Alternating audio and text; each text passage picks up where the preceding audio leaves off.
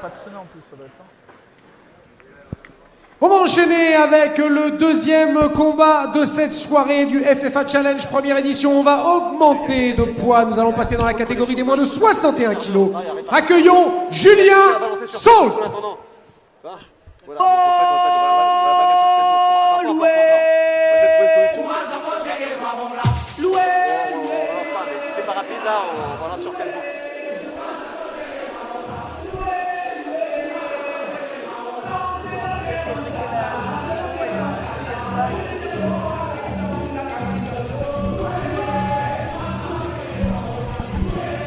Donc là, on a un combattant qui effectue aussi ses débuts en MMA. Alors, c'est Irvin Barrett de la Old School. Donc ce combat, il est en moins de 61 kilos. Il débute en MMA, c'est vrai.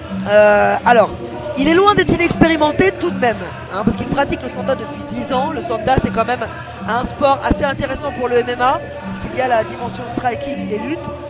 Il a fait sa reconversion au sein de la Old School Academy, on le disait. Et il a été surtout membre de l'équipe de France de sanda depuis 7 ans.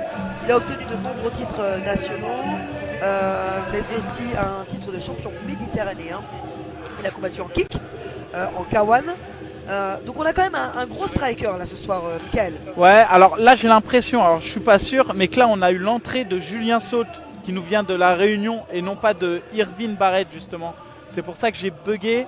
Il me semble que là... ils ont échangé les coins. Exactement, que là on est plutôt du côté de l'Académie Pythagore de Bordeaux et qu'on a un combattant donc, qui a une légère expérience en MMA puisque... Ah oui, tout à fait, vous le dites, parce qu'il y a un des frères Fernandez, exactement. Moi je l'ai reconnu au tatouage, voilà, pour être honnête. Voilà, Frédéric. Et donc du coup, lui, on a plutôt un combattant aujourd'hui qui sait tout faire, qui sait travailler toutes ses distances, mais qui est quand même plus... qui vient plus du sol, du jiu-jitsu de base. C'est ça, exactement. Alors, il vient de l'île de la Réunion. Et c'est là-bas qu'il a commencé le pancras. Mais il représente la team Académie Pythagore de Bordeaux. Il a rejoint Emmanuel Fernandez il y a 2 ans. Aujourd'hui, Emmanuel n'est pas là, mais son frère veille au grain, pas de souci. Et c'est vrai qu'on le surnomme dans son île Ticoc Combat. Voilà, parce que c'est un combattant solide, agressif. Il sait travailler toutes les distances. Ouais. Il se retrouve en catégorie légère, donc Ticoc vient surtout de la catégorie dans laquelle il combat, je pense.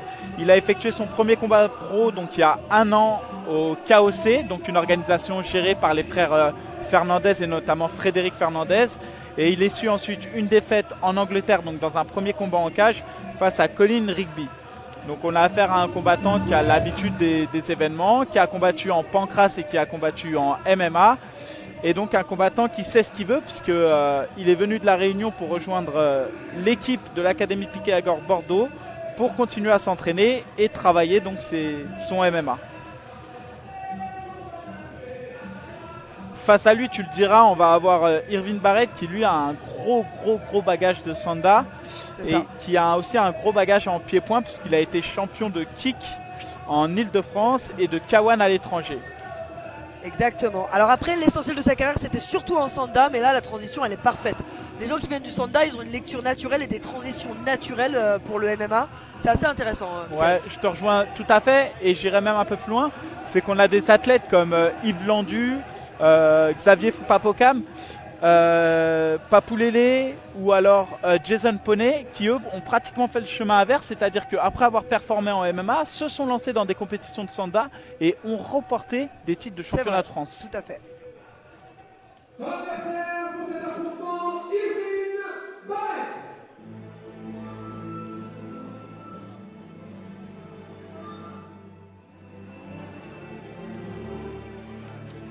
Le voilà, Irvin Barrett. Ouais, il semble avoir un physique un peu plus, je dirais massif. Alors je sais pas si c'est le t-shirt qui fait ça, mais il me semble d'être un peu plus massif. Peut-être qu'il est plus petit, je sais pas. J'ai du mal à voir en vidéo et j'ai pas les tailles. Mais il a l'air d'être un peu plus costaud. On sait qu'à la Old School, c'est une école quand même qui a dans l'ADN de son MMA un MMA dur. Qui, Gaëtan Hurtel et Julien Boussu qui sont d'anciens judokas, donc qui montrent forcément des techniques et des projections de judo et qui ont un MMA, comme je disais, plutôt dur avec des grosses frappes secs en pied-point. Donc je pense qu'on va avoir un super combat et qui, pour une personne en fait qui vient du sanda, bah, ça va être très bon parce que je pense que la old school va lui permettre de bonifier en fait tous ses acquis et en leur apportant un peu cette touche de judoka. On voit d'ailleurs dans son coin Gaëtan Hurtel. On le balance gratuit sur Facebook. Parce que le serveur est explosé, il y a trop de demandes. Ouais. Le texte, tu peux expliquer à l'entrée là. Voilà. On est sur Facebook. Voilà. On est tellement nombreux que le serveur a explosé. Voilà. Et tout peu là. Alors, victime de son succès, Fight Nation a littéralement vu ses serveurs exploser. Donc nous allons être en direct sur Facebook afin de vous proposer un accès ce soir pour cette magnifique soirée. Eh ben écoutez, ça va faire des heureux parce que vous allez pouvoir être plus nombreux à suivre l'événement et de manière gratuite. C'était pas le but, hein, on le répète, le but c'est quand même de supporter les athlètes français à travers la plateforme Fight Nation, puisque la plateforme Fight Nation est une plateforme payante, mais qui ensuite permet une meilleure redistribution et donc du coup forcément c'est un cercle un peu vertueux pour les combattants. Mais comme le disait Lucie, victime de son succès ce soir, ça va être rediffusé en direct sur Facebook.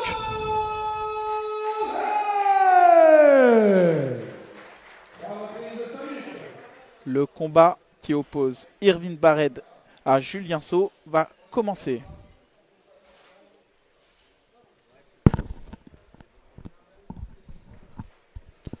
Donc ça. Les victimes de notre succès sur Fight Nation, en fait les serveurs ont littéralement explosé, trop de connexions. Donc ce qu'on va faire c'est que comme on va mettre trop de temps à réparer le problème, on va aller tout de suite sur Facebook en live. On vous propose l'événement gratuit. Allez-y vite sur Facebook. Les combats ont commencé. Et le deuxième combat de cette carte, je le rappelle, 10 combats au total, va commencer. Cette première reprise. Donc dans le coin rouge, on a Irvin Bared et dans le coin bleu, on a Julien Saut. Irvin, je le rappelle, a un gros passé en sanda et en pied-point. Et on a un Julien Saut qui, lui, est plus adepte du jiu-jitsu. Mais tous les deux travaillent le MMA dans toutes les dimensions. Et vont nous faire aujourd'hui, pour certains, le premier combat pro de leur carrière et pour l'autre, son troisième.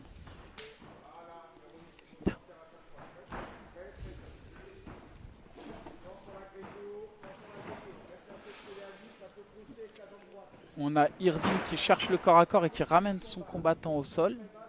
On aurait pu penser qu'il allait vouloir rester debout et échanger en pied-point. Et non, il ramène son combat au sol. Alors, Irvin qui est dans la garde pour le moment, qui se fait bloquer au niveau des bras. Alors, comment peut-il se sortir de cette situation pour développer un grand endpoint, Michael? Bah, c'est surtout en fait Julien qui a une super bonne attitude, hein, qui condamne déjà le bras de Irvin, donc pour éviter les phases de grand endpoint, qui ferme la garde et qui garde très proche de lui Irvin. Du coup, Irvin est un peu bloqué, il ne peut pas effectuer un grand endpoint propre. Et j'irai même plus loin, ça laisse des opportunités à Julien de travailler un peu les soumissions comme le triangle, le jujigatame. Est-ce qu'une rubber guard ne serait pas intéressante en cette position? La rubber, en fait, elle est plus intéressante dans le sens où elle va ouvrir le jeu et elle va permettre soit de se relever ou soit de sweeper et de renverser. Pour créer des opportunités, exact. Mais une rubber mal gérée peut aussi laisser un espace à Irvin pour passer la garde. Du coup, je pense que l'athlète, là, il a plus en tête de bloquer le combat au sol dans l'espérance que l'arbitre relève. J'ai l'impression qu'il ne recherche pas tant le renversement que ça et il n'est pas non plus à la recherche de la soumission. Donc j'ai vraiment l'impression qu'il essaye de bloquer le combat de façon à ce que l'arbitre relève. Alors il a un background quand même en jiu-jitsu, au grappling, il vient de l'académie Pythagore. Est-ce qu'il ne peut pas proposer un renversement éventuellement? Là on le voit, il prend appui sur le grillage, peut-être pour renverser. Ouais, je pense même qu'il travaille son triangle, tu vois, parce qu'il a le bras, en fait il essaye de rentrer le bras à l'intérieur et il a sa jambe droite qui tout de suite va attaquer le triangle. Voilà, je le disais. Et là, il commence à attaquer son triangle qui est mal fermé, qui n'est pas encore fermé. Ça, attention, là, il commence à verrouiller son triangle. Il faut qu'il désaxe un peu. Ça va être compliqué pour lui. Son adversaire a intérêt à se tasser et surtout pas se redresser parce que plus il va se redresser, plus il va laisser de l'espace. On a Julien qui fait un très très beau travail au sol là, qui a condamné le bras, qui a un triangle pas tout à fait fermé, qui continue les frappes. S'il ferme ce triangle, ça va être très compliqué. Il attaque en juji. Le bras superbe, ouais, le bras est tendu, ça va passer, ça va passer. Il faut que Irvin l'enjambe, ça semble être fait. Il est bien sorti, mais on a un triangle maintenant. Il enchaîne sur le triangle, c'est magnifique. Il faudrait qu'avec son bras, il aille chercher la jambe de son adversaire pour verrouiller. Et avec son genou Ouais, aussi c'est pour fait. ouvrir le triangle. Il ferait mieux d'aller chercher avec sa jambe droite la jambe gauche de son adversaire. Regardez, sa jambe droite, là, il tasse. pourrait faire, Ouais, voilà, il pourrait faire blocage ça et va rouvrir. ça va être compliqué pour Irvine là qui s'est mis sur les genoux. Alors j'ai l'impression qu'il est du mauvais côté là, non, pour ouvrir. Ouais, ça va être très compliqué pour Irvine là.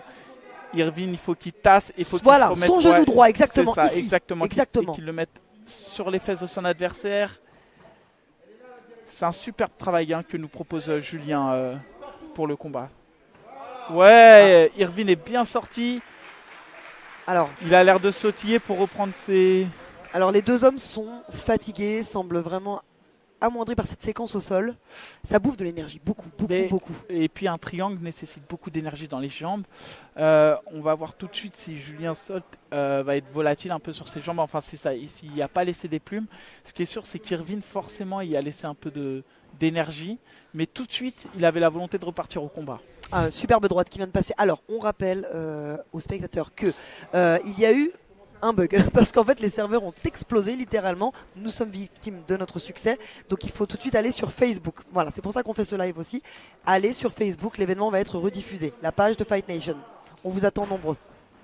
Là, on a des échanges qui sont musclés en pied-point. On a un Irvine qui propose des belles choses, qui a proposé des échanges en pied-point avec des sorties en jambes, ce qui est assez rare en MMA. On le voit rarement, des high kicks.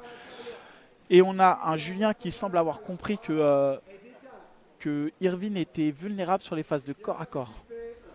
Alors, Julien qui tente un gros travail de catch control, de pression, mais la tête n'est pas positionnée au bon endroit. Ouais, exactement, je suis d'accord avec toi. Il perd de l'énergie, c'est-à-dire qu'il y gagnerait à positionner sa tête sur la tête de l'adversaire de façon à le forcer à regarder une direction. Alors, le takedown, c'est Julien qui s'est un petit peu laissé amener aussi, ou est-ce qu'il y a eu un crochetage que j'aurais manqué? Non, je pense que c'est Irvine qui, par sa puissance, a fait parler de sa puissance. Ensuite, je sens que Julien est très à l'aise sur le dos, mais il ne marque pas les points qu'il faut. Il faut qu'il fasse attention à ça, parce que si le combat va à la décision, ça risque d'être sanctionné. Alors, c'est la minute de repos. On a eu un premier round assez disputé, Michael. Pronostic de ce premier round? Écoute, je vois deux amenés au sol de Irvine, je vois un avantage en striking de la part de Irvine, et il y a Julien Sol qui a eu le cash control avec une tentative de soumission très amorcée. En tant qu'arbitre, je mettrais un draw. Je trouve qu'on ne le voit pas assez souvent dans le scoring. On a tendance à tout le temps vouloir donner un vainqueur, et pour moi aujourd'hui, là, tout de suite, ce round vaudrait un draw.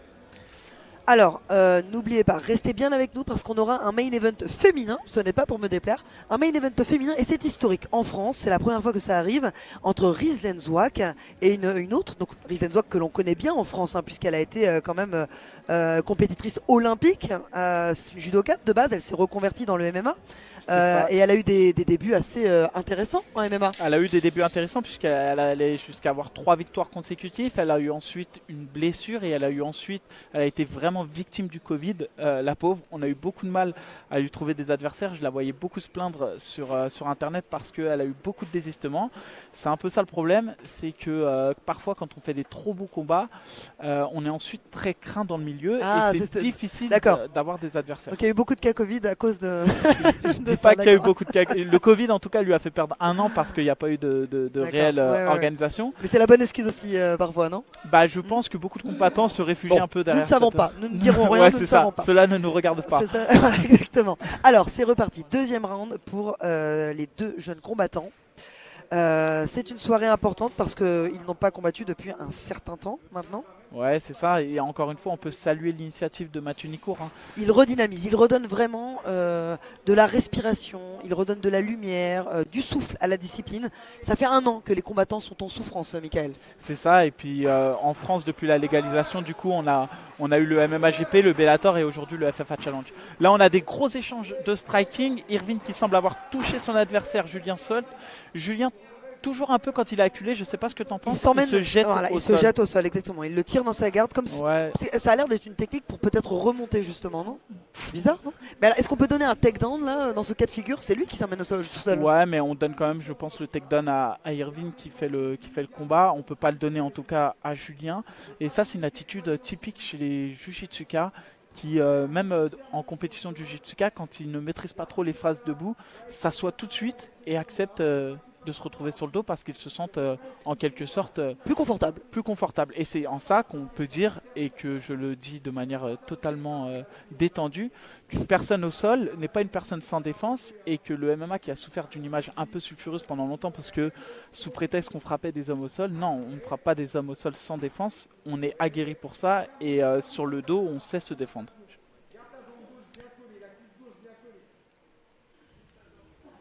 Alors pour le moment, nous sommes au sol, peu d'activité, des problèmes pour développer des techniques de ground and pound pour l'instant parce qu'il est paralysé. Ses membres supérieurs sont paralysés. Bah, ouais, c'est ça, on se retrouve exactement dans la même configuration qu'au premier round. On a un Julien qui est à l'aise sur le dos, qui condamne le bras et qui essaye toujours d'aller chercher son triangle parce qu'il a un bon triangle.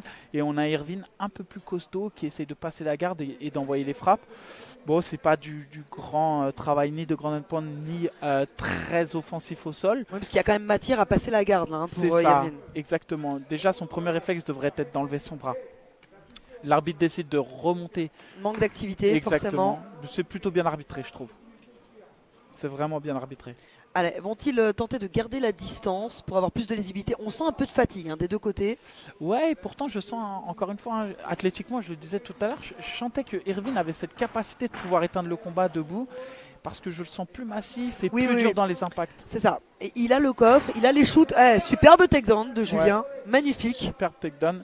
Il passe la garde derrière. Enfin, C'est ça. oui, il l'a passé, c'est ça. En MMA, je le dis souvent aux gars, de jamais envoyer des middle ou des high kicks après des phases de corps à corps très dures, parce que souvent les coups de pied manquent de force et peuvent être saisis pour être amenés au sol. Et c'est exactement ce que vient de faire Julien Sol, qui a saisi cette opportunité pour amener le combat au sol. Bon, on a Irvine qui tout de suite a repris la montée et qui lâche. Et les coudes. Ouais, Tentative de coude. Qui semble lâcher un grand and pound puissant.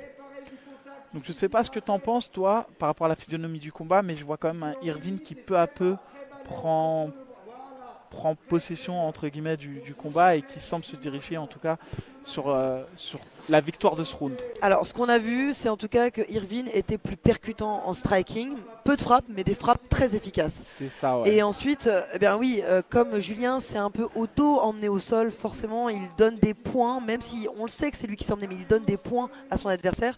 Et là il a fait et là il est en train de développer un jeu assez dominant au sol, même si ça manque de frappe et de grand and pound. Voilà, il y a une domination qui est assez flagrante. Ouais, et puis c'est dommage parce qu'il ramène le combat au sol donc sur la saisie de la jambe. Et puis derrière, tout de suite, il se relaisse aller sur le dos. C'est un peu facile quoi, de donner des points comme ça à ses adversaires. C'est des choses qui sont qui payent cash dans le MMA, parce qu'on le sait, on a des gens qui ne sont pas forcément hyper doués en striking ou très forts en grappling, pardon, mais qui peuvent pourrir le combat une fois qu'ils sont sur vous.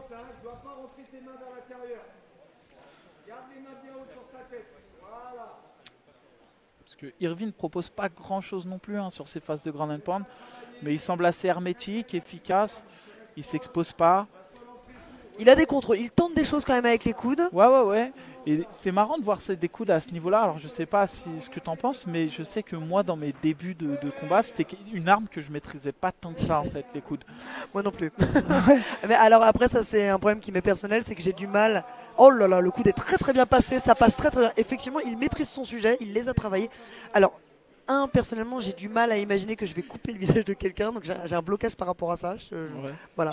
J'ai moins de problèmes à mettre des punchs, mais les coups de coude, j'ai un blocage psychologique. Mais après, c'est aussi parce qu'on ne s'entraîne pas assez avec les coudes, je pense. Ouais. On a un manque d'expérience à ce niveau-là en France. Très peu de gens sont équipés des coudières à l'entraînement. C'est ça, voilà, exactement. Et du coup, je pense qu'effectivement, on a un problème dans notre ground and pound. On les met pas forcément, alors que même si on met pas KO avec les coudes, une coupure peut changer la physionomie du combat, parce que ça obstrue la vision, on le sait. Ensuite, ça perturbe l'adversaire, etc. Complètement. Et moi, je les mets pas beaucoup les coudes non plus. Et pourtant, je peux t'assurer que je n'ai pas la même empathie que toi. et que si je pouvais le faire et couper son visage en deux, je l'aurais fait. Sauvage. Bon, en tout cas, on a un combat qui se dessine gentiment vers une victoire de Irvine. A priori. Ouais, je vois un premier round très serré, très accroché, qui peut basculer de l'un comme de l'autre en fonction de la sensibilité des juges. Par contre, je vois un deuxième round qui est clairement acquis à la cause de Irvine. Donc le troisième round est déterminant pour l'issue du combat. Et j'ai l'impression sincèrement que Irvine a quand même une caisse, quoi qu'il a l'air d'avoir des difficultés à respirer, mais je le vois supérieur sur le plan athlétique et physique. Allez, l'entame du troisième round.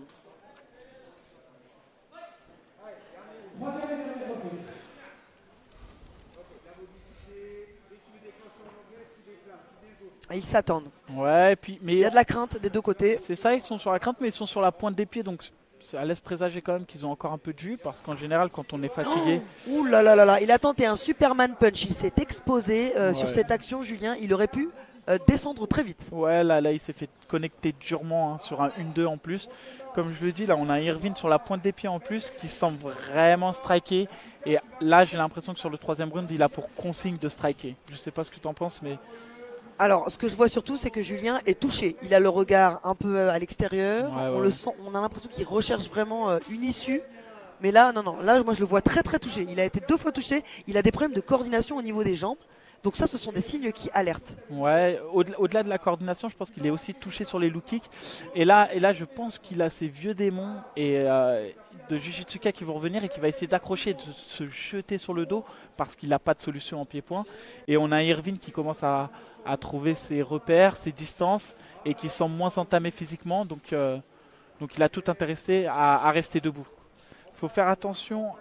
Julien, il s'expose beaucoup sur les phases de striking. Il a la garde qui est basse, sa main gauche est très basse. Ouais, c'est super ce qu'il fait, c'est très bien, ça paye. Il ne faut pas qu'il le laisse remonter, c'est dommage. Il a fait un superbe takedown et il a laissé, sur cette demi-seconde, il a laissé Irvine exploser pour remonter. Alors, ça redescend de nouveau. Ouais, c'était presque un slam, vraiment. Bah, c'est ça, sauf que Irvine, on le voit physiquement, quand il l'amène au sol, tout de suite il scotche derrière, à la différence de Julien qui, lui, une fois qu'il l'a amené, laisse un peu d'espace à son adversaire. Il y a vraiment une différence de puissance entre les deux, je trouve. Alors, on espère que vous prenez autant de plaisir que nous à suivre ce combat.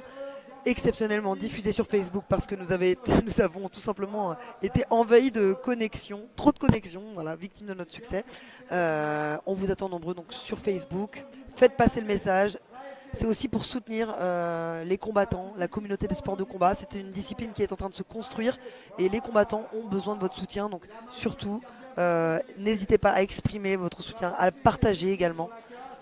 Et quitte à me répéter et à répéter ce que Lucie vient de dire, effectivement, c'est grâce à vous que les combattants pourront avoir de la visibilité, pourront décrocher des partenariats, pourront décrocher des sponsors, des choses qui vont leur permettre d'évoluer et de pouvoir vivre de leur discipline. Et en fait, tout ça se fait avec vous. Donc partagez, connectez, communiquez et encouragez. Vous ne le savez pas forcément, mais chaque encouragement que vous pouvez faire à un combattant peut changer sa manière de voir ce sport et peut lui donner courage. Ouais, parfois un mot peut tout changer. Hein. Et vraiment, même un le bon mot, même d'un inconnu qu'on ne connaît pas. Et tout à fait.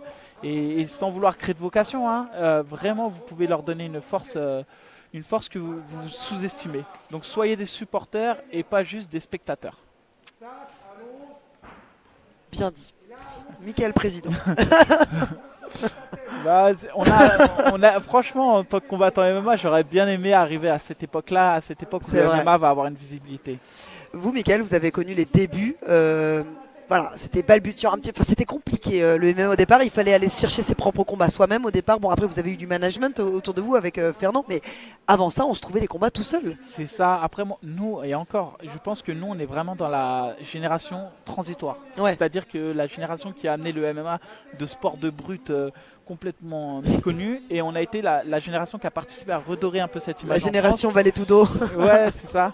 Et aujourd'hui, par contre, on arrive dans un nouveau sport, un sport qui est connu maintenant de la France et dont les médias sportifs commencent à s'intéresser, et ça fait plaisir pour eux. Donc là, on a un gros travail de Ground and Pound de Irvine qui, comme on le disait toi et moi, au vu de la physionomie du deuxième round, qui continue sur cette lancée, donc il se dirige vers une victoire à la décision unanime, et s'il accélère son Ground and Pound, il peut peut-être finir sur ces 30 dernières secondes. Et puis alors au niveau de la montée, il est assez haut en fait. Donc il est plutôt en bonne position. Ouais, il est haut, et puis on a surtout là un Julien qui est démuni. qui tend ses bras, qui se protège comme il peut, mais Là, à part ses jambes, qu'est-ce qu'il peut faire là? Il peut utiliser là, ses jambes, c'est tout. c'est ça, il faudrait qu'il se mette sur la hanche, qu'il fasse comme s'il va donner le dos sans le donner totalement. Voilà, c'est ce qu'il essaye de Super, faire. il a bien ponté. Et puis avec l'autre jambe, crocheter sa jambe pour récupérer en demi-garde. Il y a vraiment beaucoup de choses à faire, mais je pense que la fatigue fait qu'il est moins... Irvine extrêmement stable et regardez, il tente Ouais, même une clé de bras. Ouais, Ah là là, ça aurait pu passer à quelques secondes. c'est ça, il a entendu la cloche des 10 dernières secondes et il s'est dit on tente, on ne risque rien, il a bien fait, ça peut passer. Et bon bah là il inscrit une première victoire en carrière pour Irvine. Premier combat, première victoire. Enfin, attendons la décision des juges, on peut être parfois surpris, mais normalement, si tout va bien, il se dirige tout droit sur une victoire par décision unanime. Solide, Irvine, très très solide. Encourageant en tout cas pour ses débuts en MMA, lui qui vient du Sanda, qui a eu un parcours très intéressant au niveau national et même international, notamment avec une ceinture méditerranéenne. Ouais, et puis bah, c'est quelqu'un qui a l'expérience des tatamis et des compétitions. Donc après, le fait de combattre dans une cage, ça fait un show un peu plus privé et ça fait tout de suite quelque chose de plus... je dirais plus professionnel. Je sais pas ce que tu en penses, mais quand tu combats en MMA, t'as beau avoir combattu, toi qui as cette expérience de la boxe anglaise et qui a pu faire des gros championnats de France de boxe anglaise, le fait d'avoir la cage d'un show un peu noir avec les lumières, cet aspect chaud, donne un côté professionnel Complètement. plus important. Alors le côté chaud, il y a un vrai entertainment autour du MMA qui est très intéressant quand on vient de la boxe amateur comme moi, où justement c'était plutôt l'usine à champions. Là je suis arrivé effectivement dans des conditions où je me suis dit oula, dans quoi tu t'es mis les pieds? Mais en fin de compte c'est hyper excitant. Ouais, c'est quelque chose, c'est une adrénaline qu'on retrouve... Complètement, on ne la retrouve nulle part ailleurs. Ouais, c'est vrai. Allez, on écoute la décision. De ce combat à l'unanimité, le coin rouge, Irvine Moret. Sans surprise, victoire de Irvine à décision unanime. Il a fait le travail, il a fait le taf. Je pense même qu'il prend les 3 rounds. En tout cas, il prend le 2 et le 3 de manière certaine. Allez, on va écouter l'interview. Alors, c'était un début en MMA pour vous? C'est ça, c'est mon premier combat en MMA Pro. Avant, je faisais du Sanda, du kick et du Kawan. Alors, vous avez sorti un arsenal quand même de techniques. Hein. On a vu du takedown, des clinches. Alors, je voudrais savoir, votre adversaire était relativement coriace également. Vous annuliez à chaque fois vos phases. À quel moment est-ce que vous avez senti que vous dominiez ce combat? Donc effectivement, j'ai essayé de montrer un petit peu tous les différents aspects du MMA, donc pied, point, projection, balayage. C'est vrai que moi je viens plutôt d'une discipline qui est pied, point, projection, le Sanda. Donc du coup là pendant un an on a beaucoup travaillé la lutte, le cache contrôle, le travail au sol avec mon coach Gaëtan. Et ouais, c'est à partir du deuxième round quand j'ai vu que au sol je pouvais le maintenir et faire quelque chose, je me suis dit il y a moyen de faire quelque chose. Donc voilà. En tout cas, félicitations et à très vite.